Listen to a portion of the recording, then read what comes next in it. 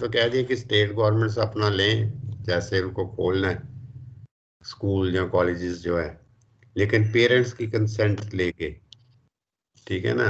तो मतलब है कि ये भी वो कर देंगे, ये अक्टूबर एंड ही देखेंगे, बस अक्टूबर तक ही मैक्सिमम आगे खुल जाएंगे। आप मतलब मेरे को लगता है आपके जो एग्ज़ाम होंगे ना अभी ये इसके, वो आपके कॉलेज में ही होंगे दिस टाइम। तो मतलब ये है कि धीरे, इसमें सिर्फ ये एक ही बात है जो चल 2 मिनट में लगाऊंगा, कि जो आपने देखा होगा कि अल्टीमेटली ये चीज़ थी कि जब स्टार्ट हुआ था तो लोगों को पता नहीं था, डर बहुत था, ठीक है ना। तो अब they have started it and people have use to it. जबकि वो ये रहा है कि आप देख रहे होंगे कि केसेस बहुत आ रहे हैं, है ना, number of cases are there, फैल भी बहुत रहा है। लेकिन ये थोड़ा सा हो गया है कि लोगों में एक अवेयरनेस आ गई है ना। लोगों को ये पता चल गया कि how to live with it, कैसे मेरे को हमें इनकी इसके साथ रहना है। बाहर जाना है तो आपको वो मास्क डाल के जाना है, सोशल डिस्टेंस रखना है 6 फीट का। फिर आपको हाथ धोने हैं जब घर पे आते हो, जहाँ कहीं पे भी आप किसी चीज़ को टच करते हो, तो ये आपकी हैबिट में आ चुका है, एटलीस्ट हमारे तो आ गया है, ठीक है। तो यही एक इसकी प्रिकॉशन है, यही इसकी एक वैक्सीन है। यही मैं आज पढ़ रहा था, वो कह रहे हैं कि यही इसकी वैक्सीन है, यही इसी से ही अभी हमें चलना है।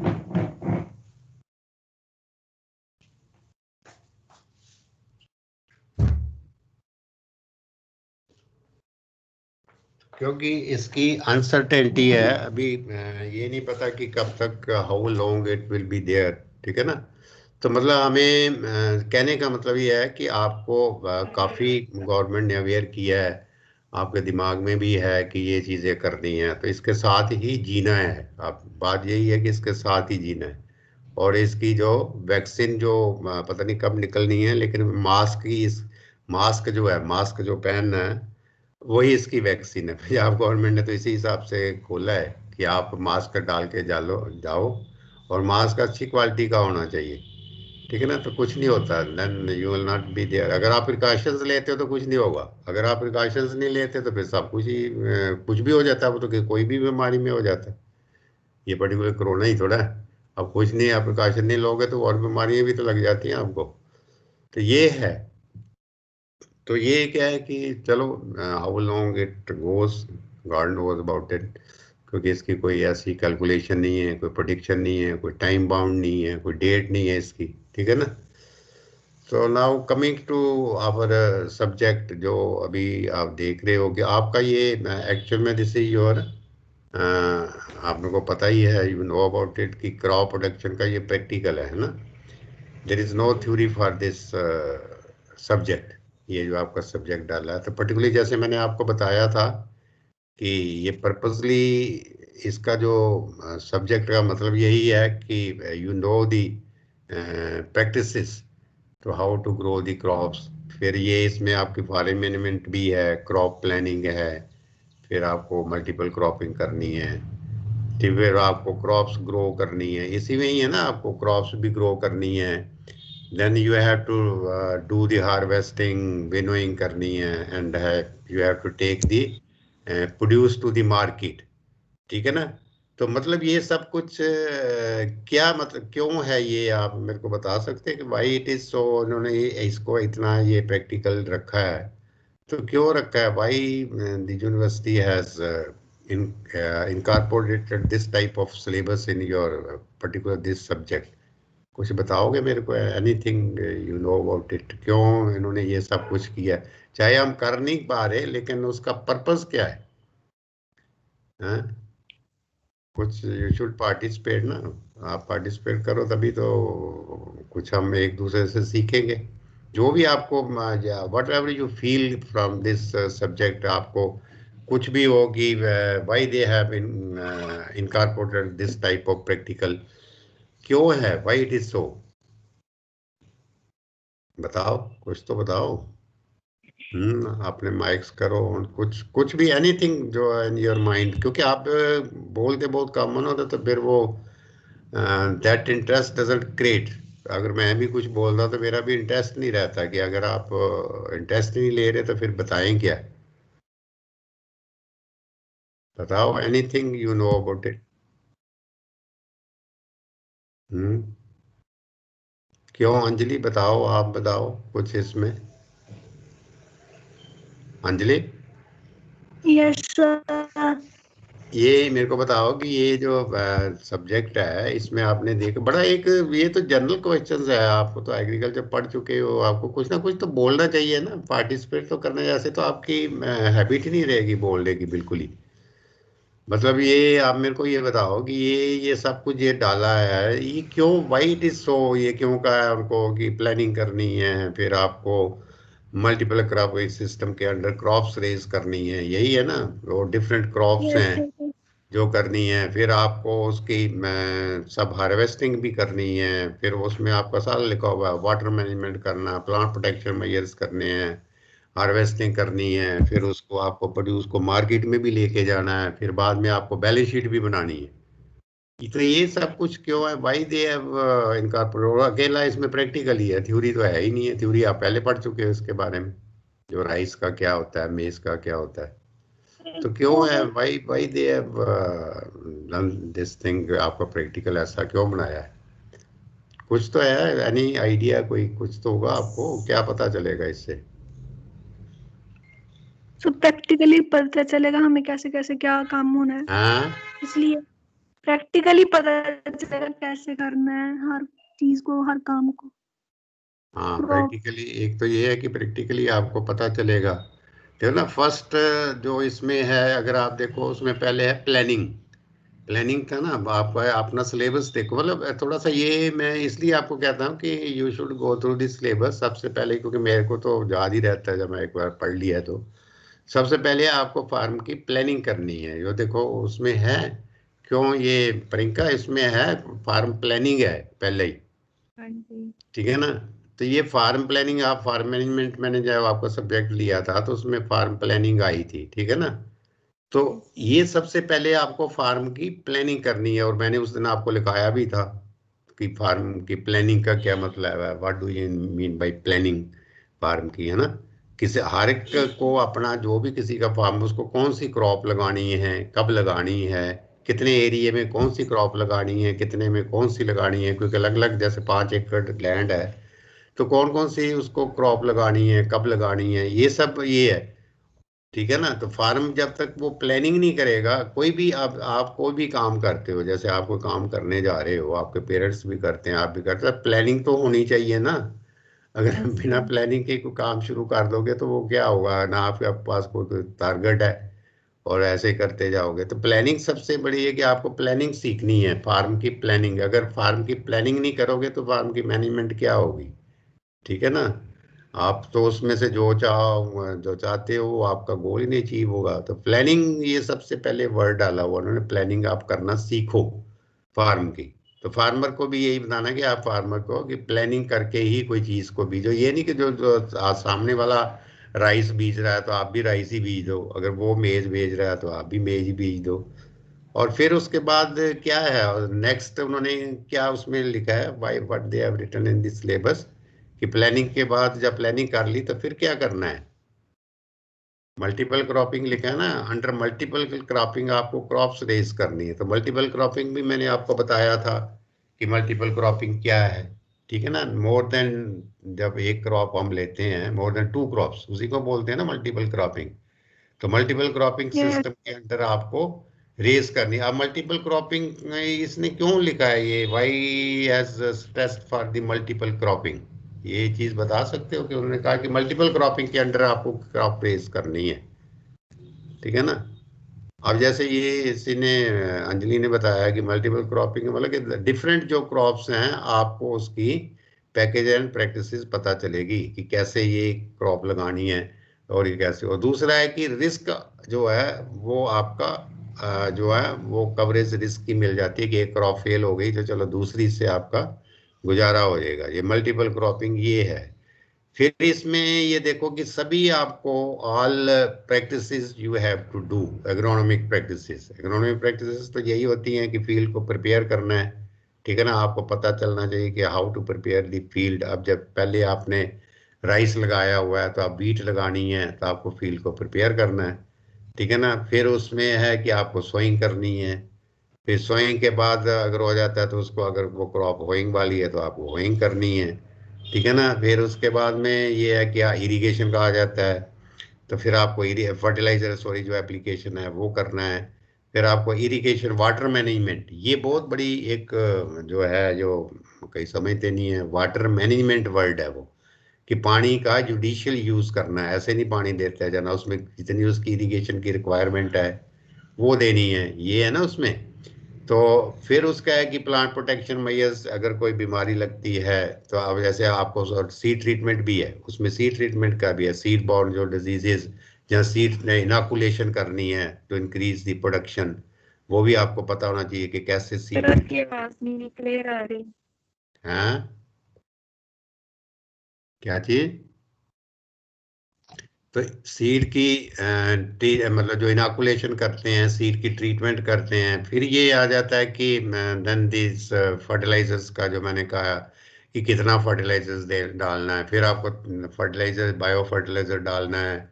फिर यहाँ ये फार्म जार में ऑर्गेनिक फर्टिलाइजर डालना है, केमिकल फर्टिलाइजर डालना है, ये है। फिर आपका ये आ जाता है कि उसके बाद में प्लांट प्रोटेक्शन मेजर्स, इंसेक्ट्स का कंट्रोल करना है, पेस्ट का कंट्रोल, और फिर ये डिजीजेस का कंट्रोल करना है। फिर जब इसकी मेच्योरिटी आ जाती है तो आपको फार्म में देखना है कि ये क्रॉप की मेच्योरिटी आ गई है, फिर उसको हार्वेस्ट करना है। हार्वेस्ट करने के बाद उसकी थ्रेशिंग भी करनी है। ठीक है ना, कि आपको ये फार्म मशीनरी का पता चले कि इसमें किसमें हार्वेस्टिंग होती है। फिर आपको उसके बाद में उसको, जो आपके साथ सब्जेक्ट रिलेटेड है एग्रीकल्चर मार्केटिंग, जो आपका सब्जेक्ट है अभी, तभी तो उन्होंने डाला है इसको एग्रीकल्चर मार्केटिंग। फिर आपको मार्केट भी करना प्रोड्यूस का, कि आपको मार्केट का भी पता चले कि मार्केट में जब लेके जाते हैं तो वहाँ क्या होता है। अब मेरे को बताओ, ये है। उसके बाद में फिर आपको बैलेंस शीट बनानी है लास्ट में। बैलेंस शीट जो कि फार्मर नहीं बना पाता, फार्मर को पता ही नहीं होता कुछ भी। तो बैलेंस शीट बनानी है कि आपको फिर उसमें देखना है कि मेरे को प्रॉफिट कितना हुआ, मेरे को लॉस कितना हुआ, ये भी तो जरूरी है ना। अब आप अगर कोई अपने बिजनेस का हिसाब किताब ही नहीं लगाएगा तो वो फार्मर भी ऐसे ही चलता जाए, तो उसको तो ईयर के एंड में यही नहीं पता चलेगा कि मैंने क्या कमाया, या मेरे को लॉस हुआ, या मेरे को फायदा हुआ। तो ये देखो कितने ऑपरेशंस है, ये सब कुछ आपको सिखाने के लिए। लेकिन अनलकली ये है, एक तो हम मतलब उसमें है, कोविड-19 का टाइम है। ठीक है ना। तो ये नहीं तो ये कुछ ना कुछ तो मैं आपको ऑपरेशन जरूर दिखाता, एटलीस्ट मंडी में लेके जाते, ये क्रॉप्स ही हम ग्रो करते चलो। ठीक है ना। हार्वेस्टिंग भी आपसे करवाता, क्योंकि आपने जैसे उस टाइम वीट की थी, तो मतलब थोड़े थोड़े एरिया में करते हैं हम। लेकिन ये चीज़ें जो हैं, ये मेरा कहने का मतलब कि ये एक सिस्टम है जिसके अंडर हमें ये सब कुछ, आपकी पूरी जो एग्रीकल्चर है वो इसमें पूरी आ जाती है। ठीक है। कि अगर आपका, आप तो you are in the college, अगर आप यूनिवर्सिटी में हो तो आपको एरिया अलॉट कर देते हैं। जैसे आपको एक एक कनाल, ठीक है ना, मतलब एक एक एकड़ जगह दे देंगे कि आपके पास ये एक एकड़ जगह है, मैं एक किला है। अब आप जैसे हम यूनिवर्सिटी में थे तो हमें दे देते थे, अब इसमें आप ट्रैक्टर चलाओ, इससे सोइंग करो। अब आप लड़के तो आप सोचेंगे कि ये क्या है, तो हम करते रहे हैं ये सब कुछ। तो फिर ही तो आपको पता चलेगा, then you will come to know. फिर आपकी क्रॉप का वो देखेंगे कि आपकी क्रॉप ऐसे है, उसकी क्रॉप ऐसे है, उसकी क्रॉप ऐसे है, आपस में कंपटीशन होता है। और परफॉर्मेंस बेसिस पे ही आपके फिर वो मार्क्स लगते थे वहाँ हमें। लेकिन आप हैंडीकैप हैं, एक तो यहाँ एरिया कम है, एरिया अंडर कल्टीवेशन ही नहीं है, हम छोटे सी फील्ड में करवाने की मैं कोशिश करता हूँ, आपको बताने की करता हूँ। ठीक है ना। तो मेरा कहने का मतलब कि पहले आपको तो ये समझना चाहिए यही है। अब हम जो ये चीज़ें हमने कर ली थी, मल्टीपल क्रॉपिंग प्रैक्टिकल में ये मैंने बता दिया था, फार्म प्लानिंग किया था कि ये तो थेरेटिकली पार्ट है जो करना था। क्रॉप रेस हम नहीं कर पाएंगे, लेकिन हमने आपने डिफरेंट वो क्रॉप्स जो हैं वो सबका उसकी प्रैक्टिसेस पड़ी हुई हैं, तो उसको तो रिपीट करने का मेरे को कोई मतलब नहीं है। मतलब ज़्यादा से ज़्यादा ये है कि आपको जो एग्रोनॉमिक प्रैक्टिसेस हैं उसके बारे में पता होना चाहिए कि ये होती क्या है प्रैक्टिसेस। ठीक है ना। अब ये फर्टिलाइजर एप्लीकेशन है, तो फर्टिलाइजर एप्लीकेशन पर्टिकुलर क्रॉप को, जैसे वीट को डालना है तो कितना डालना है फर्टिलाइजर, कब डालना है, ये बड़ा इंपॉर्टेंट है। और क्यों डालना है, कि उसकी सॉइल की एनालिसिस करनी है, जहाँ लीफ कलर चार्ट के साथ उसको मैच करके डालना है, ये सब चीज़ें पता होनी चाहिए। अगर वो आपको कोई पूछ ले कि आपको फर्टिलाइजर डालना है तो कैसे डालोगे, आप कहोगे जी नहीं जी 30 kg नाइट्रोजन डाल दो, 25 kg ये डाल दो। तो वो ऐसे नहीं, वो कहेगा कि आपको तो रटा रटा है। तो आपने सबसे पहले कहना है कि सॉइल टेस्ट करने के बेसिस पे डालना है, ठीक है ना। अगर उसमें डेफिशिएंसी है तो डालोगे ना, अगर डेफिशिएंसी नहीं है तो क्या है, उसको क्या जरूरत है डालने की, अगर उसमें से ही पहले ही नाइट्रोजन मिल जाएगी तो। ये क्वेश्चंस वो आपका आईक्यू देखते हैं। फिर वाटर मैनेजमेंट है, आप अब उसमें लिखा होता है कितनी इरिगेशंस देनी है, ठीक है ना। अगर ऑलरेडी आपके पास रेनी सीजन है तो उसमें आपको कम कर देनी है। तो ये चीजें जो है विद प्रैक्टिस आती हैं। तो अब उस दिन फिर मैंने ये देखा था, ये सब कुछ करने के बाद जो आज हमने डिस्कस करना है वो बैलेंस शीट है, ठीक है ना, बैलेंस शीट। तो मैंने उस दिन आपको पर्टिकुलर उस दिन दिखाई भी थी बैलेंस शीट वगैरह। तो मेरे को ये आप बताओ, हम साथ साथ में डिस्कशन करेंगे, साथ में इसको सीखेंगे। तो जो बैलेंस शीट है, जब एक फार्मर अपनी बैलेंस शीट बनाता है, या कोई बिजनेसमैन बैलेंस शीट बनाता है, या कोई इंडिविजुअल बैलेंस शीट बनाता है, तो बैलेंस शीट से मतलब क्या है? कोई मेरे को बताओगे कि बैलेंस शीट का क्या मतलब है, क्या होता है? एक तो है कि बैलेंस शीट क्या है, और बैलेंस शीट के अंदर होता क्या है, क्या क्या मेन मेन चीजें दो कौन सी होती हैं जिससे बैलेंस शीट बनती है, बताओ।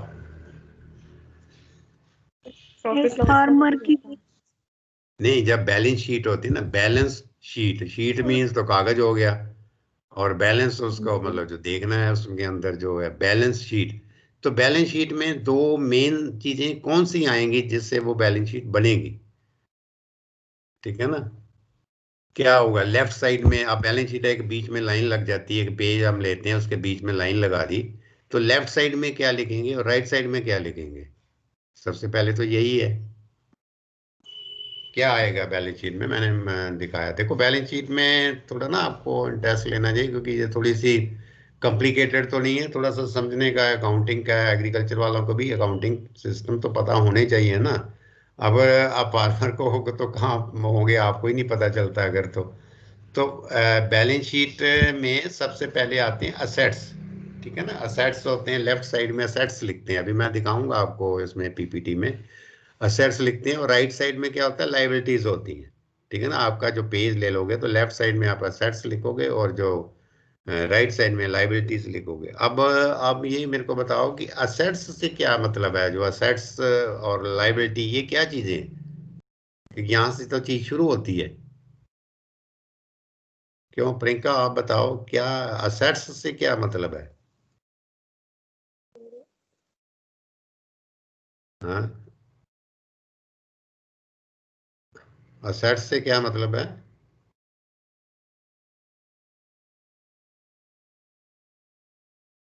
आप अपने ये वीडियो ऑन कर लो ना, वीडियो ऑन करो, कैमरा ऑन करो, फिर थोड़ा बहुत तो डिस्कस करें, फिर बाद में आप इसको रहने देना मुझे।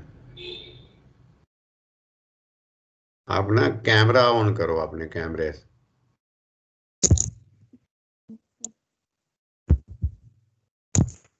तीनों ना कैमरा ऑन करो, फिर मैं आपको धीरे धीरे बताता हूँ ना कुछ तो। मतलब ऐसे लिखाने से या करने से तो कुछ नहीं पता चलेगा आपको कि क्या, फिर आपको इस पे भी मैं दिखाऊंगा बैलेंस शीट। हाँ, ये अंजलि आप भी करो। हाँ प्रीति।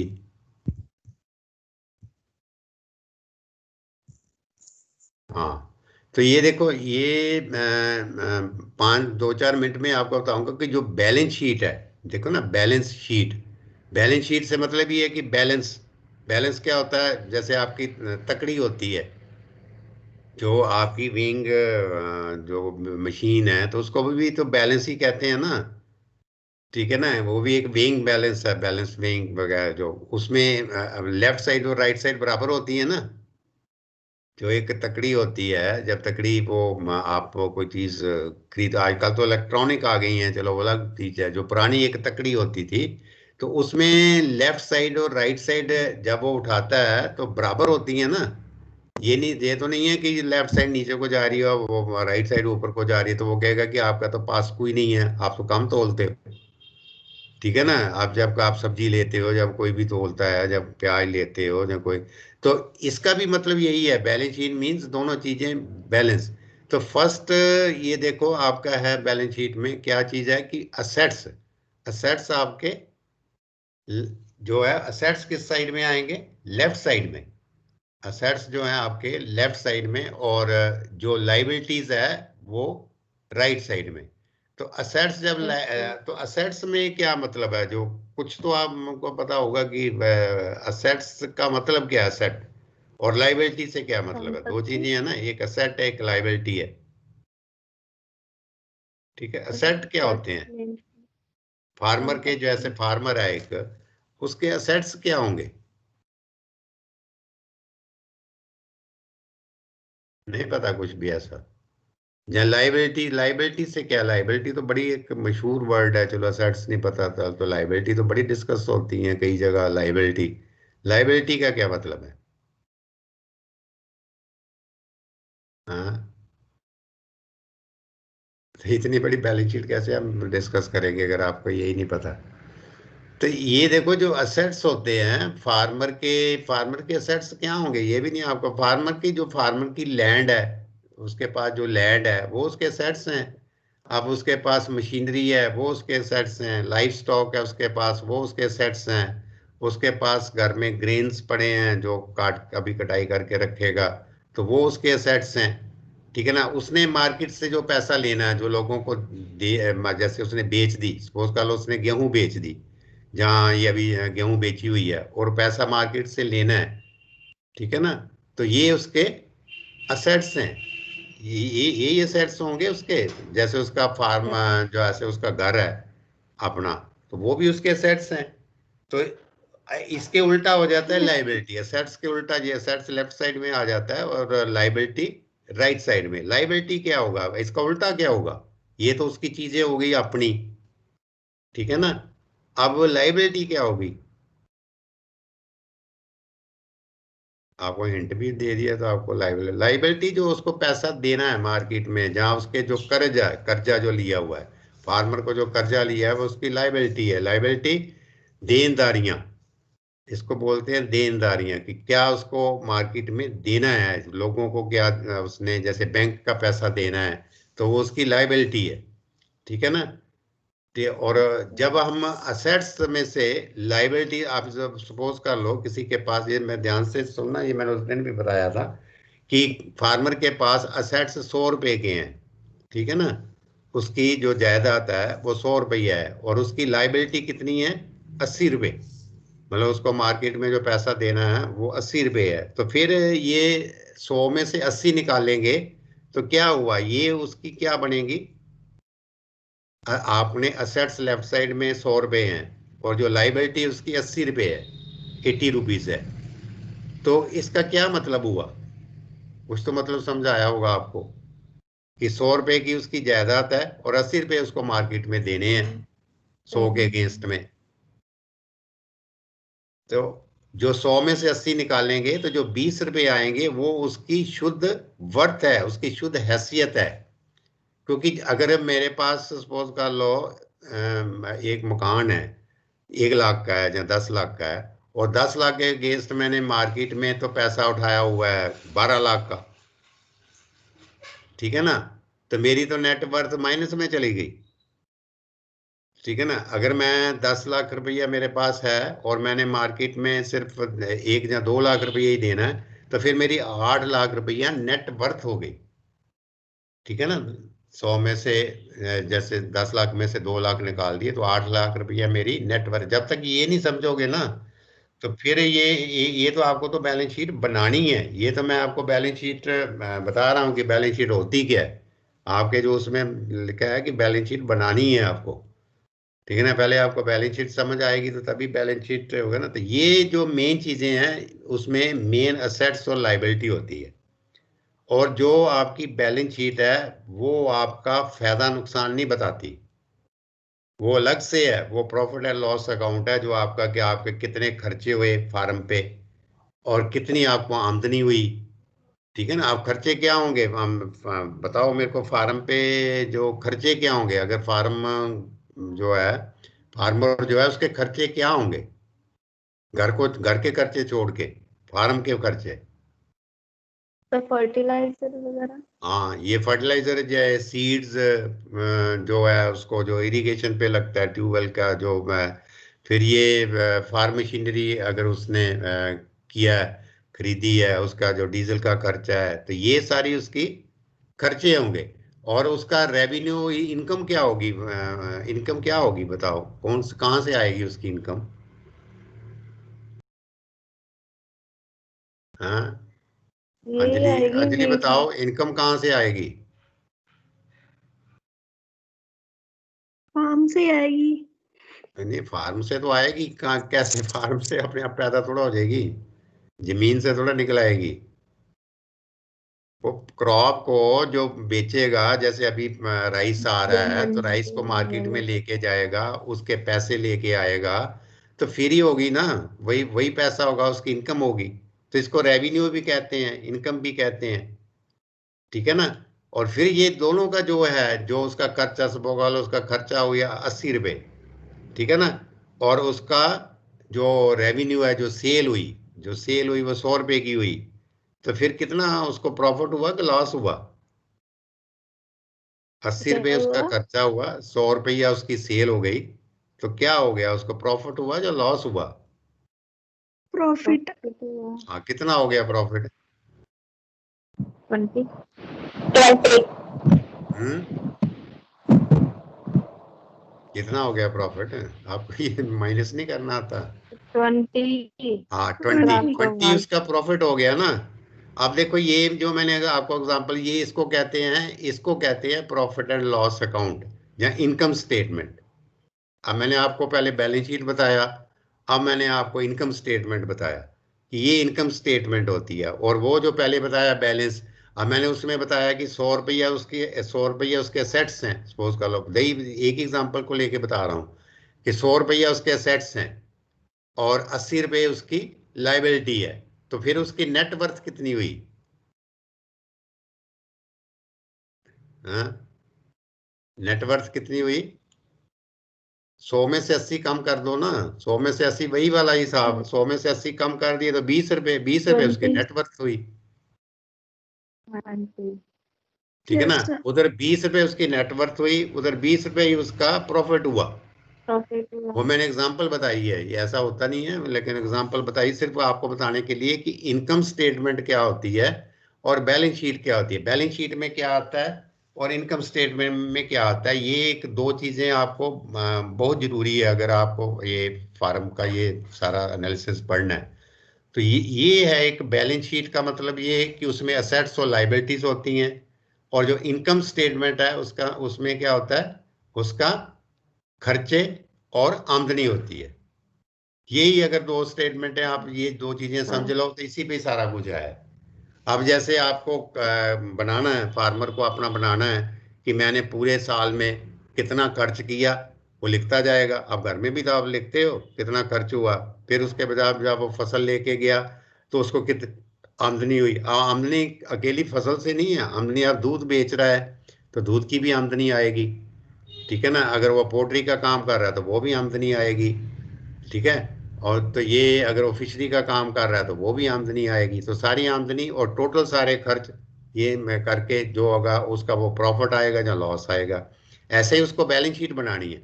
और जो बैलेंस शीट है, अब दोनों में मैं आपको फर्क बता रहा हूँ कि बैलेंस शीट और इनकम स्टेटमेंट, इसमें क्या फर्क है, बैलेंस शीट और इनकम स्टेटमेंट में क्या फर्क है।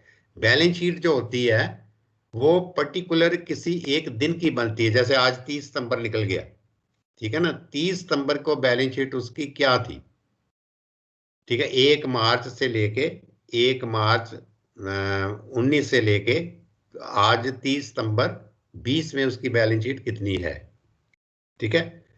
और ये एक पर्टिकुलर डे पे होती है बैलेंस शीट। जब जैसे मैं आज चाहूँ तो मैं अपनी बैलेंस शीट, आज जैसे दिन खत्म हो जाता है तो शाम को मैं अपनी बैलेंस शीट निकाल सकता हूँ कंप्यूटर से, क्योंकि उसमें सब कुछ इंक्लूडेड होता है। तो ऐसे फार्मर भी अपनी बैलेंस शीट एक दिन की उस पर्टिकुलर डे की बना सकता है। लेकिन प्रॉफिट एंड लॉस एक दिन का नहीं होगा, इनकम स्टेटमेंट, थोड़ा समझ रहे हैं इस बात को। इनकम स्टेटमेंट एक दिन की नहीं होगी। अगर मैं कहूँ कि आज मेरा क्या प्रॉफिट एंड लॉस हो गया, ऐसा नहीं होगा। इनकम स्टेटमेंट तो आपको जब आपने फसल लगाई, ठीक है ना, तो खर्चे शुरू कर दिए, फिर आपने फसल बेची, तो मतलब एटलीस्ट 6 महीने का वो जो मतलब पर्टिकुलर ड्यूरिंग द पीरियड होगा प्रॉफिट एंड लॉस। एक दिन का नहीं होगा कि आज मैं 30 सितंबर को निकाल लूं या 1-2 अक्टूबर का निकाल लूं कि मेरी प्रॉफिट एंड लॉस कर। प्रॉफिट एंड लॉस जो है वो उसका पीरियड होता है कि इतने से लेके इतने पीरियड तक मेरा इतना प्रॉफिट या लॉस हुआ। अब ये एक मेजर डिफरेंस है। मैंने बड़े सिंपल वे से मतलब आपको इस लेवल से बता रहा हूँ कि एक छोटी छोटी जो चीज़ होती है, आप बुक से कहीं भी देखोगे तो, क्योंकि मैं इसको तो बड़ा डीपली स्टडी किया हुआ है, तो तभी मैं आपको बता रहा हूँ, और अपने एक्सपीरियंस से। अब मेरी जगह कोई टीचर हो आपको बताया तो वो नहीं बता पाएगा, ये मैं गारंटी कहता हूँ, ठीक है ना। तो ये चीज अच्छा। जो है ये आपको मतलब ये क्लियर होना चाहिए कि बैलेंस शीट क्या होती है। कल को आपको कोई पूछ ले कि बैलेंस शीट क्या है और एक इनकम स्टेटमेंट क्या है, इनकम स्टेट को प्रॉफिट एंड लॉस अकाउंट में बताते हैं, तो ये दो स्टेटमेंट, इनको इन दोनों स्टेटमेंटों को फाइनेंशियल स्टेटमेंट्स भी कहते हैं। ये जो दोनों स्टेटमेंट्स हैं इनको फाइनेंशियल स्टेटमेंट्स भी कहते हैं। अब इसके बाद में और भी हैं बहुत सी, लेकिन वो आपको नहीं पता चलेंगी। एक फंड फ्लो स्टेटमेंट होती है, फंड फ्लो, फंड फ्लो या कैश फ्लो। उसका मतलब ये होता है, यही देखना होता है, क्योंकि ये तो मैं फार्मर की इनकम का है ना कि एक बार ही उसके साल में इनकम आएगी और उसके बाद में एक बार वो बेचेगा, मतलब जो भी है खर्चे करेगा। लेकिन फंड फ्लो स्टेटमेंट अगर कोई बिजनेस किया, अब ये एक करियाने वाला काम कर रहा है या होलसेल काम कर रहा है, तो वो तो सारा दिन उसका तो सेल परचेज हो रही है, समझ रहे हो ना। वो रोज यस पता नहीं सर। कितना कुछ बेच रहा है, कितना कुछ खरीद रहा है। तो वो फंड फ्लो स्टेटमेंट है कि इधर से पैसा आ रहा है, उधर से पैसा कहीं जा रहा है, आउटफ्लो हो रहा है, इनफ्लो हो रहा है, आउटफ्लो हो रहा है। फिर इधर पैसा, फिर वो बीच में से इन्वेस्टमेंट्स कर रहा है, कोई अपना पैसे को प्रॉपर्टी खरीद रहा है, कहीं वो पैसे को गवर्नमेंट के जो है, ये जो अपने मार्केट में शेयर्स होते हैं उसको परचेज कर रहा है, कहीं वो इन्वेस्टमेंट कर रहा है। तो ये उसको कहते हैं फंड फ्लो स्टेटमेंट। अब वो फार्मर फंड फ्लो स्टेटमेंट नहीं बना पाता कि ना वहाँ पे वो उसको बन पाएगी, लेकिन जो बिजनेसमैन है वो फंड फ्लो स्टेटमेंट भी बनाता है पर्टिकुलर पीरियड की। और बैंक वाले फंड फ्लो स्टेटमेंट मंगवाते हैं जब उसको लोन देना होता है कि बताओ आपके पूरा जो आप बिजनेस कर रहे हो उसमें क्या हो रहा है, आपका कहाँ पैसा आ रहा है और कहाँ आपका पैसा लग रहा है, वो फंड फ्लो स्टेटमेंट में आएगा, ठीक है ना। तो ये 3 स्टेटमेंट यस हैं। आप जा इन इन सबको जो है इकट्ठा कहते हैं फाइनेंशियल स्टेटमेंट्स। इसका वर्ड जो ऊपर होता है वो फाइनेंशियल स्टेटमेंट्स होता है कि व्हाट इज फाइनेंशियल स्टेटमेंट। तो इतना आई बात आपको समझ। मैंने तो बड़ी कोशिश की है आपको बड़े सिंपल वर्ड्स में बताने की कि बैलेंस शीट यस क्या सर। है, फिर इनकम स्टेटमेंट क्या है, ठीक है ना, और फिर ये फंड फ्लो स्टेटमेंट क्या है, बैलेंस शीट में क्या होता है, इनकम स्टेटमेंट में क्या होता है, वो बैलेंस शीट किस डेट की बनती है और इनकम स्टेटमेंट किस डेट की बनती है, और फंड फ्लो स्टेटमेंट क्या होता है, ठीक है ना। अभी तक हमने यही किया ना। अगर ये आपको थोड़ा क्लियर हो जाता है तो फिर ही आदमी आगे चल पड़ता, फिर आप बैलेंस शीट बना सकते हो, ठीक है ना। फिर ही बनाओगे ना बैलेंस शीट, अगर आपको पता हो कि बैलेंस शीट क्या है। आप इनकम स्टेटमेंट बनानी, आप घर का ही है, जैसे आप मेरे को एक छोटी सी एग्जांपल, आप घर का ही बना के देखना अपने मम्मी डैडी से पूछ के। आप प्रॉफिट एंड लॉस अकाउंट बनाना घर का ही, घर का भी तो प्रॉफिट एंड लॉस अकाउंट बता सकते हो कि आपकी टोटल आमदनी आपके पापा की इतनी है, ठीक है, उसमें खर्चे इतने हुए, आज ये दूध महीने का दूध का इतना खर्च हुआ, बिजली का बिल इतना आया, ठीक है ना, सब्जी का खर्च इतना हुआ, ठीक है, करियाने का इतना हुआ, लिखते जाओ। और फिर जो आप 1 महीने का ही बना सकते हो, 1 महीने बाद आप देखोगे कि आपका सारे का सारा ही पैसा लग गया कि जहाँ कुछ बचा भी है नहीं। ये भी तो होता है यस ना। सर। तो ये ऐसे ही फार्मर ने बनाना है, हाँ जी। यही सेम है ना। ऐसे ही आप घर का भी बना सकते हो बैलेंस शीट। बैलेंस शीट घर की बना सकते हो कि आपके पास एक मकान है जहाँ आपके पास एक स्कूटर है, आपके पास एक टीवी है, आपके पास एक बेड है, ये सारे ही आपके असेट्स ही तो हैं, ये सब कुछ। फिर आपके पास टीवी है, फ्रिज है, वॉशिंग मशीन है, ठीक है। और फिर आपका उल्टा उधर हो जाएगा कि आपने अगर पेरेंट्स ने लोन लिया हुआ है, तो मतलब इतने रुपए का लोन लिया हुआ है, इतना पैसा आपको मार्केट में उधार उठाया हुआ है, ठीक है ना, इतना आपको देना है चीज। जैसे आप सपोज कर लो एक वॉशिंग मशीन लेके आए हो, मैं आपको एग्जांपल दूं, वॉशिंग मशीन लेके आए हो और वॉशिंग मशीन आप किस्तों पे ले आए हो, ठीक है ना, वॉशिंग मशीन आप किस्तों पे मतलब लोन पे ले आए हो। जैसे स्कूटर, चलो स्कूटर की एग्जांपल ले लो, एक स्कूटर लिया आपने 60,000 रुपये का, स्कूटर लेके आ गए और वो स्कूटर तो आपके असेट्स में आ गया कि आपकी वो जायदाद बन गई, लेकिन उसकी जो लोन है, लोन की जो किस्त है, तो वो किस्त क्या होगी उसकी, असेट्स होगी या लाइबिलिटी होगी,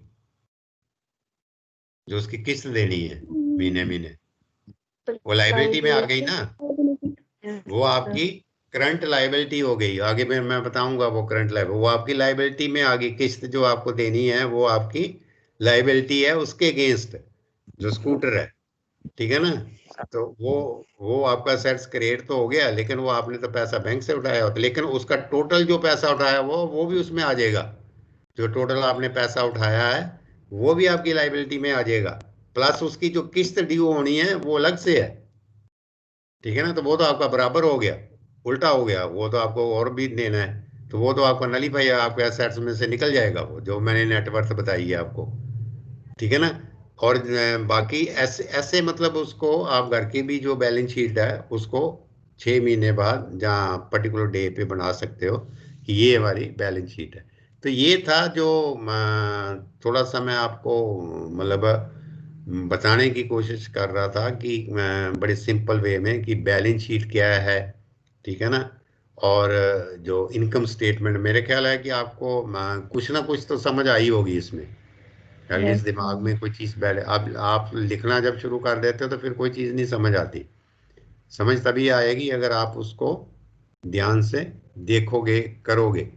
तो ये था कि ये था बैलेंस शीट। अब मैं आपको एक एग्जांपल से बताता हूँ बैलेंस शीट, हम इसी में एक पीपीटी है बैलेंस शीट की, वो देखते हैं ना।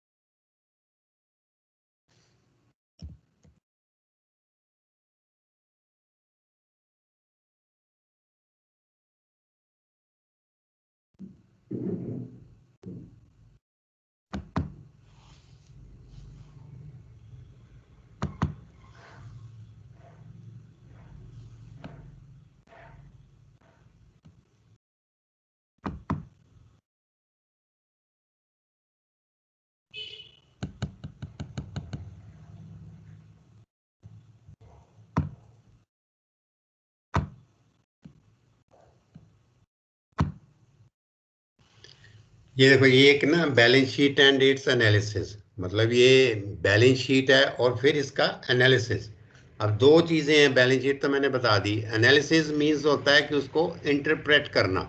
अब बैलेंस शीट जैसे आपके पास एक आ गई, एक किसी भी कंपनी ने या फर्म ने या किसी ने भी आपके पास बैंक में, जैसे आप हैं तो बैंक में आपके पास वो बैलेंस शीट लेके आया। अब आप वो बैलेंस शीट तो ले आया, अब उसके अंदर ये एसेट्स हैं, ये लायबिलिटीज हैं, यही मेन चीजें हैं ना। फिर उसका आपको यस सर। एनालिसिस करना है, एनालिसिस मतलब करना है, उसको पढ़ना है, उसको इंटरप्रेट करना है कि ये सारा कुछ क्या है, जो इसके अंदर क्या क्या एसेट्स कितने हैं, लायबिलिटीज कितनी है, तो वो मतलब एक रेशियोज निकालते हैं। तो ये है, ये ऑब्जेक्टिव ये लिखा है। तो बैलेंस शीट का ऑब्जेक्टिव क्या है, discuss the purpose of the balance sheet, ठीक है ना, illustrate the format and structure of the balance sheet. तो ये डिफाइन ओनर्स इक्विटी और नेटवर्थ, ये जो नेटवर्थ मैंने आपको बताया था कि नेटवर्थ क्या होती है। अब ये बीच में जो show the difference between A cost basis and market basis, ये आप रहने दो कि ये आपके समझ से बाहर हो जाती है। फिर ये सॉल्वेंसी एंड लिक्विडिटी, ये मैं आपको बताऊंगा कि किसी फर्म की लिक्विडिटी क्या है। लिक्विडिटी मतलब है कि इमीडिएटली वो कैसे अपने कोई उसके ऊपर जो लाइबिलिटी आ जाएगी उसको कैसे अपने असेट्स बेच के एकदम उसको पैसे को उतार देगा, वो उसको बोलते हैं लिक्विडिटी। अब जैसे मेरे पास वो कह लो 100 रुपए के एसेट्स हैं, जो मैंने आपको एग्जांपल दी थी ना कि 100 रुपए के एसेट्स हैं। अब 100 रुपए के सर्च पे 40 रुपए का मेरे पास मकान है, ठीक है ना, 30 रुपए मेरे बैंक में जमा है, 30 रुपए का मेरे पास गोल्ड है, ठीक है, और 30 रुपए के मेरे घर में दाने पड़े हैं, ग्रेन्स पड़े हैं, तो फिर उसकी लिक्विडिटी क्या हुई? लिक्विडिटी इमीडिएटली जो मकान है वो उसकी लिक्विडिटी नहीं है, ठीक है ना, वो तो कब बिकेगा क्या होगा, लेकिन जो एक घर पे ग्रेन्स पड़े हैं वो उसको बेच के इमीडिएटली जो कोई लायबिलिटी है उसको कर देगा, तो वो उसकी लिक्विडिटी हम उससे देखते हैं, ठीक है ना। और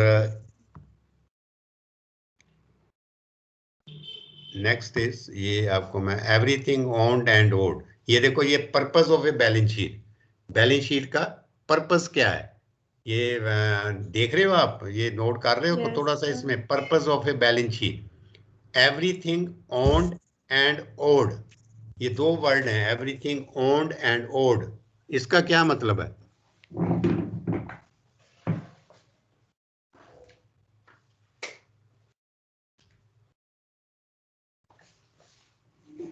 ये लिखा ना, everything owned and owed by a business individual at a given point in time. Owned का मतलब होता है कि जो उसका अपना खुद का पैसा है, ओड का मतलब जो उसने उठाया हुआ है मार्केट से। ओन्ड और ओड में दो वर्ड हैं, ये OWNED ओन्ड और OWED ओड, ओड जो मतलब देना है, ओन्ड जो उसका अपना है। तो ये देखो आगे एसेट्स, जैसे मैंने आपको बताया था कि एसेट्स क्या होते हैं, एनीथिंग ऑफ वैल्यू ओन्ड, ठीक है ना, ओन्ड मतलब जो उसकी अपनी है चीज, उसको कहते हैं एसेट। और लाइबिलिटी है एनी डेट और other financial obligation owed to someone else, liability मतलब जो देनदारी है, लाइबिलिटी का मतलब देनदारी, असेट्स मतलब उसकी जायदाद, ये आप लिख लो, इसको लिखना है, असेट मीन जायदाद, लाइबिलिटी जो उसको कर्जा उठाया हुआ है, देना है जो।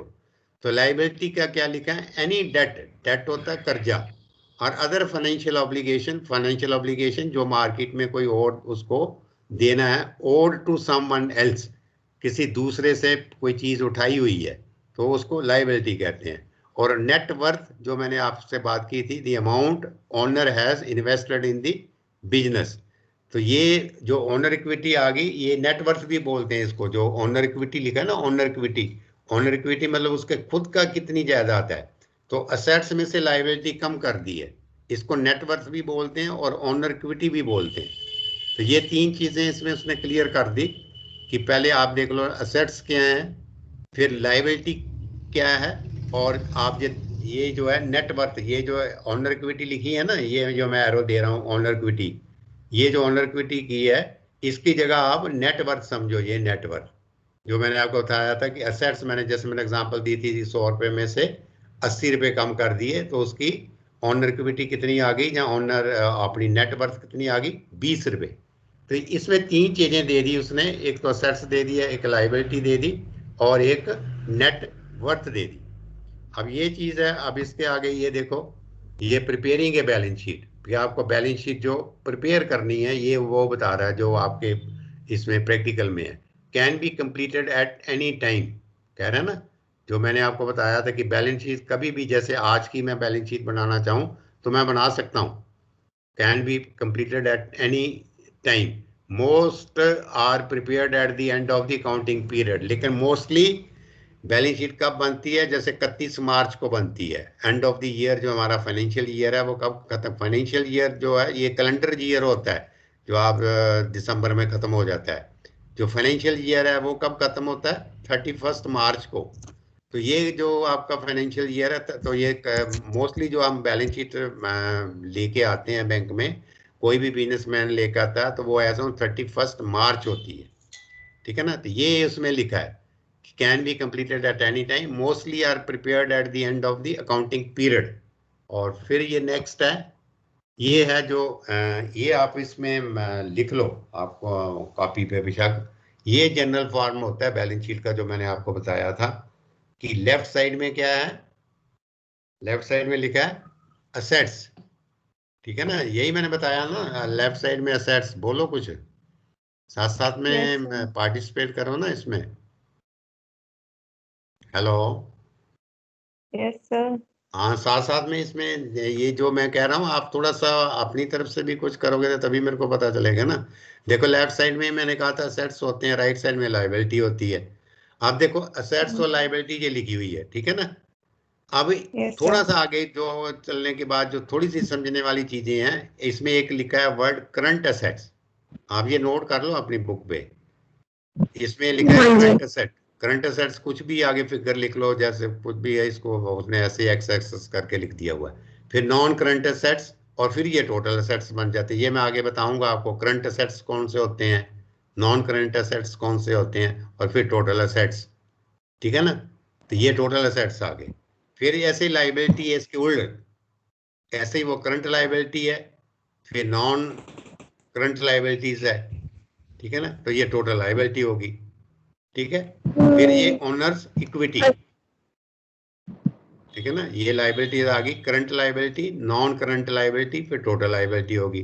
फिर ओनर इक्विटी जो आपको मैंने बताया था, एसेट्स माइनस लाइबिलिटी। ठीक है। तो ये उसमें उसने किया हुआ ओनर इक्विटी को, total liabilities and owner equity. तो आप सिर्फ अभी इसमें लिख लो असेट्स और लाइबिलिटी, और एक तरफ लिख लो current assets, non current assets, total assets, और एक तरफ लाइबिलिटी लिख लो current liability, non current liability, total liability. नीचे रहने दो बेशक ऑनर्स इक्विटी और जो टोटल लाइबिलिटीज है। तो नेक्स्ट अगर हम चलें, सॉरी, तो ये आपका ये देखो अब असेट्स आ गए। हमने असेट्स के बारे में बात कर रहे हैं ना। असेट, असेट क्या है? An asset can be sold to generate additional cash. जैसे मैंने आपको बोला कि आपके पास मकान है, तो आप उसको बेच दोगे तो फिर आपके पास कैश हो जाएगा। Use to produce other goods, और फिर यहाँ क्या होता है कि हम जो पैसा आया उससे कोई और चीजें खरीद लेंगे। असेट तो का मतलब यही हुआ ना। An asset can be sold to generate additional cash use to produce other goods. ठीक है, जो मेरे पास यस जो सर। असेट्स में था कि उसको मैं बेच के अपना कैश ले लेता हूँ, और फिर उस कैश से मैं दूसरी चीजें खरीद लेता हूँ। तो ऐसे ही ये जो करंट असेट्स, अब ये थोड़ी सी समझने वाली बात है, जो आपने ऊपर पहले आपने देखा कि करंट असेट्स और नॉन करंट असेट्स। ठीक है ना। अब यहाँ पे मिन्यूटली आपको समझना है कि करंट असेट्स क्या है। करंट का तो मतलब क्या है? करंट मतलब जो प्रेजेंट डेट में है। ठीक है ना, आज हमें मेरे पास पड़े हैं जो बिल्कुल करंट असेट्स। उसमें लिखा है कि goods that have already been produced. क्या मतलब है? Goods that have already been produced and can be sold quickly. And can be sold, जैसे मैंने आपको यही बोला था ना कि करंट असेट्स का मतलब जो आप इमीडिएटली बेच सकते हो, can be sold quickly without disrupting further production activities. ठीक है ना, कि आपकी दूसरी प्रोडक्शन एक्टिविटीज के ऊपर कोई इफेक्ट ना पड़े। ये आप लिख लो, करंट असेट्स क्या हैं? Goods that have already been produced, ये वर्ड सारे लिख लो। Goods that have already been produced and can be sold quickly without disrupting future production activities. ये आप लिखो इसको, ये बहुत जरूरी है। तो इसमें सबसे पहले लिखा है ग्रेन्स। ठीक है ना। ग्रेन्स मतलब जैसे अभी आपके पास जो पहले जो फसल पड़ी हुई है, जैसे वीट है, आपके घर में वीट फार्मर ने रखी हुई है, आगे कि जब अच्छा टाइम आएगा इसका रेट बढ़ेगा तो मैं इसको बेचूंगा। तो वो ग्रेन उसका क्या है? उसकी करंट असेट्स हैं, क्योंकि वो इमीडिएटली बेच सकता है, जब मर्जी भी उसको बेच ले और पैसे ले ले। उसको कौन सा इसके के लिए ग्राहक लेके आना है। ठीक है ना। ऐसे ही फीडर लाइफ स्टॉक, और फीडर लाइफ स्टॉक जो मतलब लाइफ स्टॉक उसके पास पड़े हैं, जैसे मिल्क एनिमल्स हैं, ये ये सब जो हैं उसके लाइफ स्टॉक, ये भी उसके करंट असेट्स हैं। और फिर है ये वर्ड्स लिखा है अदर इन्वेंट्रीज। अब अदर इन्वेंट्रीज में जब आपने फार्म मैनेजमेंट का मैं आपका ले रहा था फिर, तो मैंने आपको बोला था कि इन्वेंट्रीज क्या होंगी, फार्मर की इन्वेंट्रीज कौन सी हैं। तो ये मेरे को बताओगे कि क्या है अदर इन्वेंट्रीज और कौन सी होंगी? अदर इन्वेंट्रीज, हाँ यही है ना, कि अगर उसके पास सीड्स पड़े हैं, मतलब के इंसेक्टिसाइड पेस्टिसाइड पड़े हैं, ठीक है, और फिर ये जो मेन चीज़ें यही हैं, ये अदर इन्वेंट्रीज तो यही हो गई। तो ये सारे उसके करंट असेट्स हैं, ये इसको मतलब बेच के वो उसको उसका लिक्विड कैश ले सकता है। तो सर नेक्स्ट जो आपकी है ये आप आवाज लिख लो, नहीं ये आई। नेक्स्ट है goods that will ordinary be used or sold within the next year. ठीक है ना, तो ये तो है कि जो इमीडिएटली वो बेच सकता है। तो ये goods that will ordinary be used up or sold within the next year cash. ये सारे जो हैं, ये सारे क्या हैं, ये आपके ये जो नीचे जो सब लिखे हैं कैश, चेकिंग एंड, जो कैश मतलब मीन्स जो आपके पास घर पे पैसा पड़ा हुआ है, जैसे आपने घर पे हो सकता 10,000 रुपये रखा हो, तो वो कैश है। Checking and saving account balance मतलब मीन्स कि जो आपका बैंकों में पैसा सेविंग में पड़ा हुआ है, ठीक है ना। और वो फिर ये है मार्केटेबल इन्वेस्टमेंट्स। मार्केटेबल इन्वेस्टमेंट्स जैसे मैंने बताया था कि मैंने किसी म्यूचुअल फंड में पैसा लगाया हुआ है, मेरी 1,000 रुपया किस्त जाती है, मैंने कहीं पैसा इन्वेस्ट किया हुआ है, जैसे LIC में लगाया हुआ है सपोज कर लो, तो वो उसको भी मैं बेच के मतलब इमीडिएटली मैं उसको रिडम्पशन करके उसका पैसा वापस ले सकता हूँ, उसको कहते हैं मार्केटेबल इन्वेस्टमेंट्स। आप लिख रहे हो ये सब चीजें, cash, yes checking sir. And saving account balance, marketable investment, accounts and notes receivable. ठीक है, अकाउंट्स एंड नोट्स रिसीवेबल। तो ये क्या है, ये वर्ड आपको नहीं क्लियर होगा, आप इसमें लिखो, मैं बता देता हूँ। Accounts and notes receivable, receivable लिखो ये, accounts and notes receivable. Receivables का मतलब ये है कि जैसे मैंने अपने पास, जो मेरे पास वीट थी, ठीक है ना, मैंने 100 बोरी या 50 बोरी या 10 बोरी या 30 बोरी किसी को दे दी उधार पे, वो कह रहा है कि मैं आपको पैसे जो है वो बाद में दे दूंगा, ठीक है ना, उसने उसी टाइम पैसे नहीं दिए, लेकिन आपने पैसे तो लेने हैं ना उससे, यस ठीक है ना। सर। तो वो भी आपके करंट असेट्स में आ जाएगा, पैसे आपने लेने हैं, ठीक है ना। वो आपकी एक असेट्स क्रिएट हुआ है, पैसा आपके पास आया नहीं है लेकिन लेना है, बुक्स में तो आ जाएगा आपके कि आपको पैसा को लेना है, तो वो उसको बोलते हैं रिसीवेबल्स। ठीक है, ये जो है ये भी आपका करंट असेट्स है। इन्वेंटरीज ऑफ फीड मतलब जो आपने पैसा जो आपके जो एनिमल्स हैं उसके चारे पे लगाया हुआ फीड, जैसे आपने 10 बोरी घर पे फीड की ला के रखी हुई है उसकी, मतलब जो आप एनिमल्स को खिलाते हो उसकी है, या पोल्ट्री को डाल रहे हो, या कुछ भी, inventories of feed farm supplies, ठीक है ना, inventories of feed farm supply. तो ये है करंट असेट्स, ये जो जितने आपके आ रहे हैं, ये एक एग्जांपल दी है उन्होंने। ग्रेन्स हैं, फीडर लाइफ स्टॉक है, अदर इन्वेंटरीज हैं, कैश है, तो ये करंट असेट्स हैं। ऐसे ही इसके उल्ट में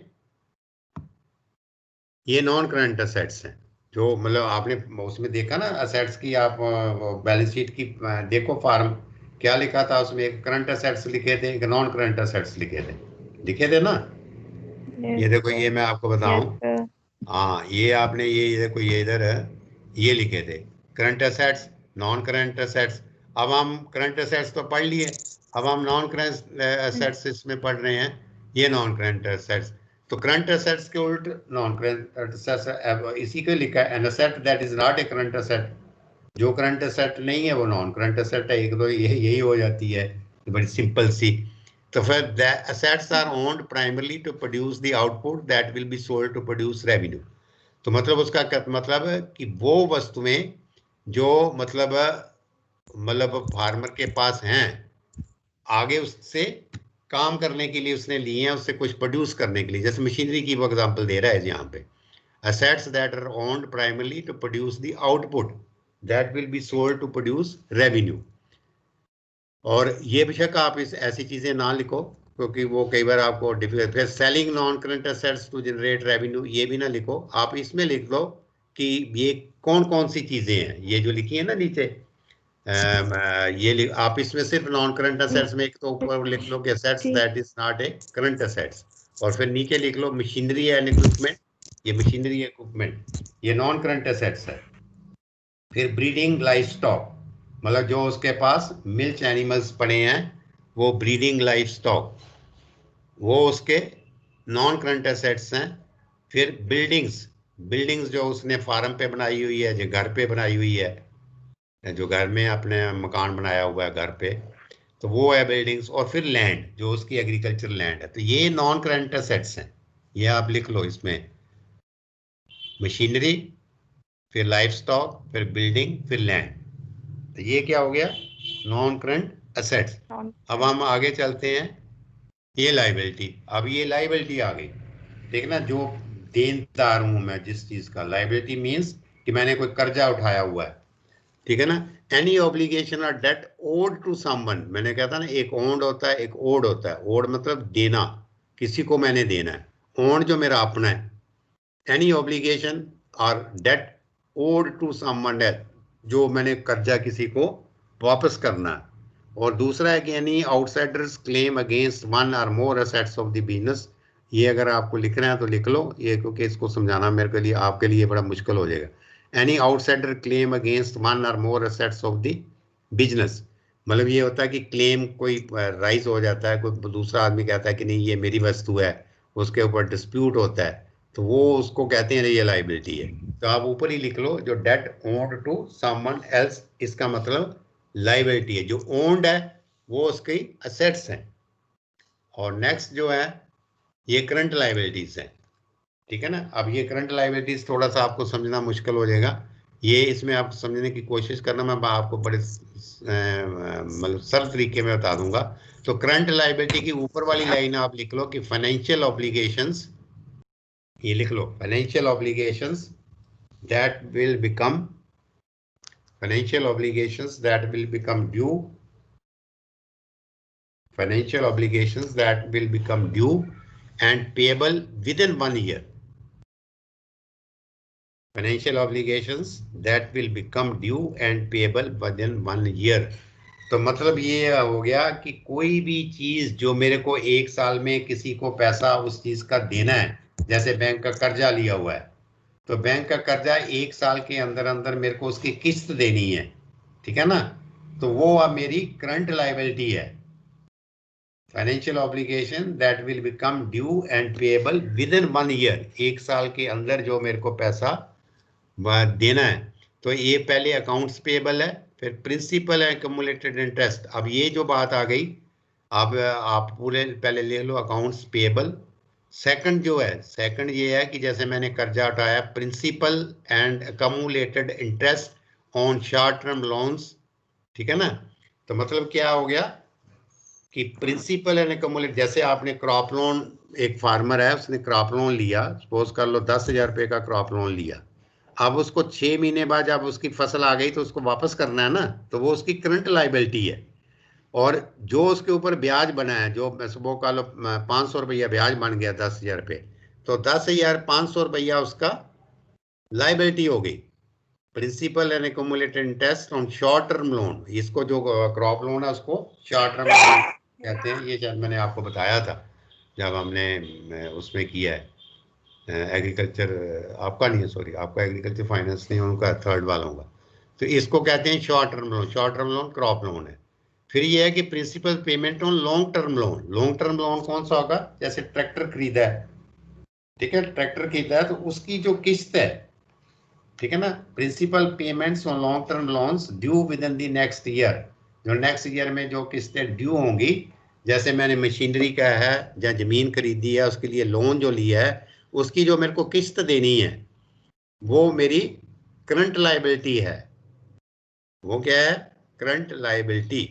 और फिर ये एक्रूड एक्सपेंसेस हैं, कम्युलेटेड इंटरेस्ट, एक्रूड प्रॉपर्टी टैक्स, मतलब ये है कि जो मेरा बैंक में ब्याज लग रहा है उसको मेरे को उसमें लेना है करंट लाइबिलिटी में। और प्रॉपर्टी टैक्सेस जो टैक्स लगते हैं, ठीक है ना, जो टैक्स भी तो मेरे को देने हैं ना, वो भी तो मेरी लाइबिलिटी है ना, मेरे को मतलब एक तरह का मेरे ऊपर कर्जा ही है वो। तो ये करंट लाइबिलिटीज है। अब आपको करंट असेट्स पता चल गए, नॉन करंट असेट्स पता चल गए, और करंट लाइबिलिटीज पता चल गई। ये क्लियर है यहाँ पे करंट लाइबिलिटी क्या है? हुआ क्लियर इसमें? तो नेक्स्ट ये है non current liability. Non current liability क्या है, all obligation that do not have to be paid in full within one the next year, मतलब जो आपको 1 साल में नहीं करनी है, आगे 1 साल के बाद करनी है। जो 1 साल के अंदर अंदर करनी है वो आपकी करंट लायबिलिटी है, लेकिन जो आपको 1 साल के बाद करनी है वो आपकी नॉन करंट लायबिलिटी है। ये बस इतना इसमें लिख लो, non current liability, all obligation that do not have to be paid in full within the next year, आपको नेक्स्ट ईयर के अंदर नहीं करनी है, वो आपकी नॉन करंट लायबिलिटी है। और फिर ये है, ये ऑनर इक्विटी में जो मैंने आप लिखा था इसको आल्सो कॉल्ड, ये आप वर्ड लिख लो, owner equity also called net worth, ये मैं जो लिख रहा हूँ यहाँ, ये मैं एरो दे रहा हूँ, आल्सो कॉल्ड नेट वर्थ। तो ये इक्विटी, ये जो वर्ड इक्विटी लिखा है ना, इक्विटी, इसका यहाँ लिख लो आप नेट वर्थ, ये मैं जहाँ एरो डाल रहा हूँ इक्विटी को यहाँ आप नेट वर्थ लिख लो। नेट वर्थ जो मैंने आपको बताई थी, total assets minus total liability, ये उसका खुद का इतना पैसा है उसके पास, ओनर इक्विटी, ठीक है ना, जहाँ उसकी नेट वर्थ। दो चीजें इसको ये भी बोल देते हैं ओनर इक्विटी, कि मेरा खुद का पैसा कितना है। अगर मेरे पास 100 रुपया असेट्स हैं और 80 रुपये मैंने मार्केट में देने हैं, तो मेरी 20 रुपये ही हैसियत है एक्चुअली, उसको नेट वर्थ करते हैं, जहाँ कहते हैं ओनर इक्विटी, कि उसके खुद का कितना है, ठीक है ना। आगे बात ये क्लियर, इसके अंदर ही सारा लिखा है। और इसके बाद में ये है, ये रहने दो, ये कुछ नहीं आपके काम का, ये भी नहीं है कुछ भी। अब बस इसमें इंटरमीडिएट असेट्स, ये जो है इसको मतलब इन्होंने जो हमने नॉन करंट असेट्स पढ़े थे ना, अब उसके बाद में इसके आगे फिक्स्ड असेट्स आ जाते हैं। इंटरमीडिएट, ये इंटरमीडिएट असेट्स लिखे हैं ना, ये इंटरमीडिएट असेट्स, इंटरमीडिएट असेट्स का मतलब जैसे मशीनरी, इसको फिक्स्ड असेट्स भी बोलते हैं। Machinery, equipment, period crops, breeding life stock, ये सारे क्या है, फिक्स्ड असेट्स। ये इसमें लिखा था ना एक करंट असेट्स, एक नॉन करंट असेट्स, तो हमने करंट असेट्स पढ़े पहले, फिर ये फिक्स्ड असेट्स भी हैं, ये फिक्स्ड असेट्स है ना, ये लिखे, तो ये जो है ये इसमें फिक्स्ड असेट्स में आ जाएंगे। और नेक्स्ट ऐसे ही ये लाइबिलिटीज आ जाएंगी, जो आपकी बीच में लाइबिलिटीज हैं।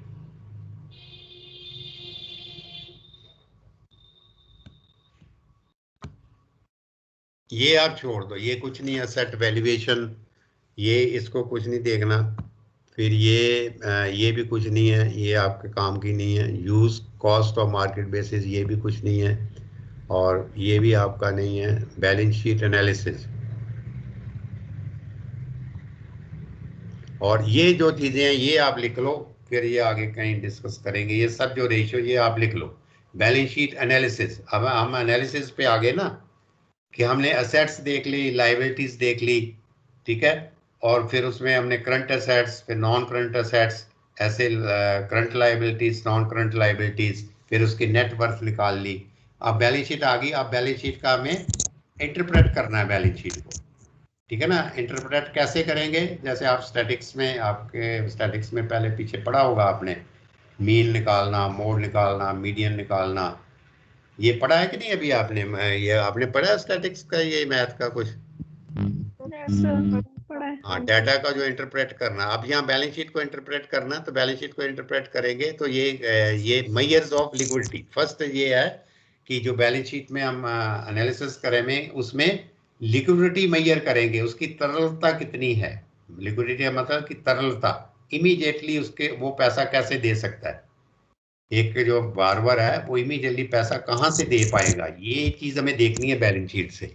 तो इसमें जो measures of liquidity, first is current ratio, ये आगे हम डिस्कस करेंगे करंट रेशियो। फिर है वर्किंग कैपिटल, ठीक है ना, करंट रेशियो, फिर वर्किंग कैपिटल। तो फिर नेक्स्ट जो है इसमें मेजर्स ऑफ सॉल्वेंसी। सॉल्वेंसी का होता है कि कोई चीज मैं बेच के दूसरे का पैसा कैसे चुका दूंगा, कोई चीज जो मेरे पास है उसको बेच के मैं पैसा कैसे चुका सकता हूँ, ये बैंक ने देखना है। तो इसके अंदर रेशियो है debt oblique assets ratio. Assets का मतलब इक्विटी भी होता है, जो नीचे इक्विटी भी दी है, डेब्ट ऑब्लिक असेट रेशियो। ये 3 रेशियो आप लिख लो, फिर ये कॉम्प्लिकेटेड हो जाएगा ना आगे। मैं इसमें मेन हम डेब्ट ऑब्लिक इक्विटी रेशियो डिस्कस करेंगे, और तीसरी है ये वाली जो है, ये डेट ऑब्लिक एसेट रेशियो। हम ये इतनी नहीं देखते, फिर equity oblique asset ratio, equity का मतलब यही है जो ओनर्स इक्विटी, ठीक है ना, और ऑब्लिक एसेट रेशियो, फिर ये है debt oblique equity ratio, debt oblique equity ratio. तो ये जो रेशियो है, मतलब बैलेंस शीट एनालिसिस का मतलब है कि रेशियो एनालिसिस, रेशियो कैसे निकालना। अब ये एक जो होगी वो हम एक दो डिस्कस करते हैं इसमें। अब द कंसेप्ट ऑफ लिक्विडिटी ये रहने दो आप। अब ये देखो तो करंट रेशियो, अब ये जो है, जो आपने करंट रेशियो अभी लिखी है, total current farm assets divided by total current farm liabilities, जो मैंने आपको बोला था कि करंट असेट्स ऑब्लिक्स, ये करंट रेशियो कैसे निकलेगी, current assets divided by current liability, ये आप लिख लो, current assets divided by current liability. तो यही उसको लिखा है C A divided by C A oblique, ये लिखा है ना सी ए ऑब्लिक सी एल, ये वाला current assets divided by current liability. उसने एग्जांपल दी है कि करंट असेट्स उसके 1,12,500 रुपये हैं, ठीक है, और उसकी लायबिलिटी कितनी है 88,860, ये उसकी लायबिलिटी है। उसने उसको डिवाइड कर दिया तो उसकी करंट रेशियो कितनी आ गई 1.27, ठीक है ना। तो ये क्या शो करता है 1.27, ये एक्चुअल होता है 1.27, फिर दो बिंदियां लगा के is to 1 ऐसे लिखा जाता है इसको। ये देखो ये लिखा हुआ है right the current ratio as 1 point, ये देखो ये लिखा हुआ है, ये निकाला ना उसने, और ये निकालने के बाद लिखा ये है right the current ratio as 1.27:1। इसका क्या मतलब हुआ ये मेरे को, अगर आप इससे कुछ समझे हो तो कुछ समझ आई आपको, थोड़ा बताओ इसमें मेरे को। ये करंट रेशियो जो निकाली है ये 1:27, फिर आगे लिखा है 1.27:1, ये लिखा है ना ये वाला, तो इसका क्या मतलब है, ये क्या है 1 क्या है इसमें, इसमें 1 क्या है, हाँ बताओ ना, कुछ तो समझ आया होगा। 1.27:1, 1 क्या है, 1 लाइबिलिटी है ना, 1 लाइबिलिटी है, 1.27 उसके एसेट्स हैं, ये है राइट द करंट रेशियो 1.27:1। तो current assets compare to current liabilities, ये सब रहने दो, ये आपको नहीं समझ आएगा, बाकी सिर्फ इतना करंट रेशियो लिख लो। तो आज हम यही करेंगे डिस्कस, क्योंकि आपको फिर ज़्यादा कंफ्यूज हो जाओगे ना करंट लायबिलिटीज तक कि measures of liquidity, current ratio, current ratio तक हमने इसको किया है। तो नेक्स्ट जो आपका आ जाता है वो है वर्किंग कैपिटल, ठीक है ना। वर्किंग कैपिटल है करंट असेट्स में से करंट लायबिलिटीज निकाल देते हैं, ये वर्किंग कैपिटल आ जाता है। फिर नेक्स्ट ये कंसेप्ट ऑफ सॉल्वेंसी, ये हम नेक्स्ट करेंगे, ये आप याद रखना कि यहाँ तक किया है। फिर डेट असेट्स रेशियो ये हम डिस्कस करेंगे। तो आज इतना ही है कि मैं you should know all about this thing ना। तो एक मिनट, तो यहाँ तक हुआ आपको क्लियर? Yes sir. हाँ,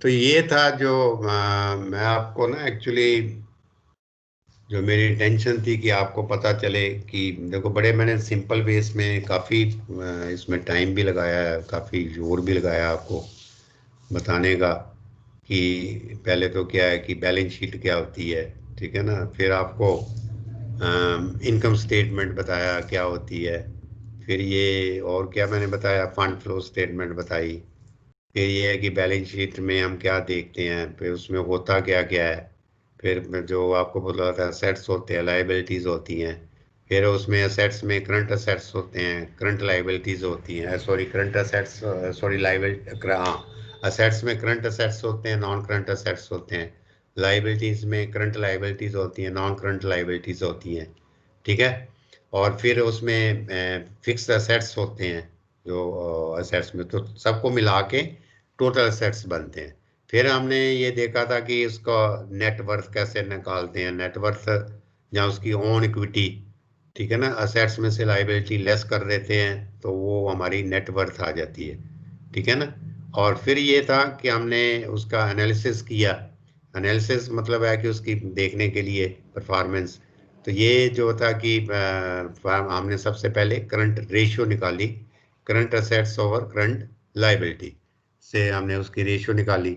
तो उससे हमें ये मतलब पता चल गया, जैसे 1.27:1, तो इसका मतलब ये बड़ी एक है कि उसकी जो अगर 1.27 आ रहा है तो मतलब फेवरेबल है। उसका मतलब ये है कि उसके जो करंट असेट्स वो ज़्यादा हैं और करंट लाइबिलिटीज कम है। ठीक है ना। अगर यही चीज़ लेस देन 1 होती, ठीक है ना, अगर उसके करंट जो असेट्स हैं वो कम होते और करंट लाइबिलिटीज ज़्यादा होती, तो इसका मतलब वो फर्म ठीक नहीं है, वो फार्मर की पोजीशन ठीक नहीं है। जैसे हम ही बैंक वाले हैं तो वो फिर हम उसको पूछेंगे, उसको क्वेश्चन करेंगे, और लेकिन हम उसको इमीडिएटली डिक्लाइन कर देंगे कि हम आपको पैसा नहीं दे सकते, क्योंकि आप इमीडिएट ऑब्लिगेशंस मीट नहीं कर सकते मार्केट की। कल के ऊपर आपको कोई प्रॉब्लम आ गई, ठीक है ना। और फिर मैंने आपको काफ़ी बताने की कोशिश की कि करंट असेट्स है क्या। जैसे एग्जांपल दी आपको, फार्मर की एग्जांपल ही दी। फिर ना फिर उसके जो नॉन करंट असेट्स हैं वो कौन से हैं। फिर यह है कि करंट लाइबिलिटी में हम क्या क्या लेंगे, ठीक है, ये भी मैंने बताया कि जो किस्तें देनी है, वो जो उसको देनी है, वो उसकी करंट जो विद इन 1 ईयर उसको पे करना। तो यहाँ तक आप नेक्स्ट टाइम जब मैं करूँगा तो मैं आपसे ये सब चीज़ें पूछूंगा, फिर ही आगे चलूंगा, नहीं तो आपको कोई फायदा नहीं ये बताने का। ठीक है ना। हम इसमें मैं एटलीस्ट चाहता हूँ कि आपको ये पता चले कि ये एक प्राइमरी चीज़ है जहाँ से ये बैंकिंग भी स्टार्ट होती है, अकाउंटिंग सिस्टम स्टार्ट होता है। कि ये चीज़ें अगर नहीं की है, घर में भी बहुत ज़रूरी है कि, है ना, एक फार्मर के लिए ज़रूरी नहीं है, एक फर्म के लिए ज़रूरी नहीं है। अब घर का भी तो आप एक बजट भी बना सकते हो, घर की बैलेंस शीट भी बना सकते हो, ठीक है ना। फिर मैं बजट भी बताऊंगा कि बजट क्या होता है। गवर्नमेंट अपना बजट बनाती हो तो आप भी तो घर का बजट बना सकते हो कि हमारे पास इतना पैसा आना है साल का और हमें यहाँ यहाँ लगाना है, तो वो भी तो आप बना सकते हो ना। तो ये चीज़ें, ये चीज़ है कि चलो ना हो, लेकिन आपको पता होना चाहिए। तो ये था आज का हमारा motive, what I was suppose to teach you. ठीक है। तो नेक्स्ट अब हम मंडे को ही मिलेंगे। तो all the best, thank you. Thank you. Thank